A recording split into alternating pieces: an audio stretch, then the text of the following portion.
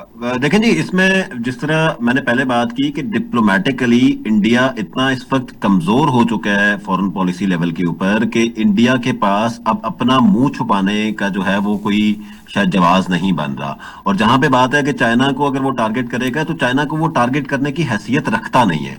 दूसरी बात यह है कि पाकिस्तान को वो सबसे ज्यादा ब्लेम कर रहा है और उसके साथ साथ वो अब टर्की की बात कर रहा है या बाकी रीजन की बात कर रहा है। बेसिकली पाकिस्तान हर जो है, अगर उसको आप एंगल से या हर साइड से देखें तो पाकिस्तान विन विन सिचुएशन के अंदर मौजूद है, चाहे आप डिप्लोमेटिक साइड पे देखें चाहे आप दूसरी साइड पे देखें।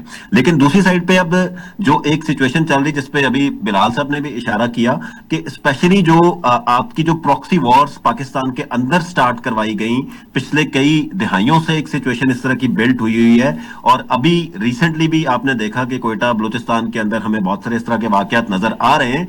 ये जो एक अलायंस अब पाकिस्तान, एक और कामयाबी है पाकिस्तान की डिप्लोमेटिक फ्रंट पे कि जो पाकिस्तान ने एक नया नई जो कमिटमेंट हमारी हुई कि इंडिया, सॉरी, चाइना, उसके बाद अफगानिस्तान और पाकिस्तान मिलके बलूचिस्तान से जो है वो इस सारे प्रोसेस को ठीक करेंगे और जो भी वहां पे प्रॉक्सीज और इस तरह की वॉर्स जो है वो चल रही हैं उसको बेहतर करेंगे, जिसपे अभी ग्रैंड जजगास भी हो रहे हैं। ये एक एक और आप समझें कि इंडिया की डिप्लोमेटिक फ्रंट के ऊपर जो है वो नाकामी होगी और इंशाल्लाह पाकिस्तान जो है वो बलूचिस्तान को, और केपी में जो हम इस तरह की सिचुएशन पिछले बहुत सारे अरसे से देख रहे हैं कि जो इसी तरह की जो टेररिस्ट तंजीमें हैं जिसको इंडिया फंड कर रहा है, वो सही। टेररिस्ट तंजीमें जो हैं उनके खात्मे का भी वक्त अब आ चुका है। और उसके साथ साथ जो है इंडिया, देखें, सिर्फ पाकिस्तान के लिए थ्रेट नहीं है।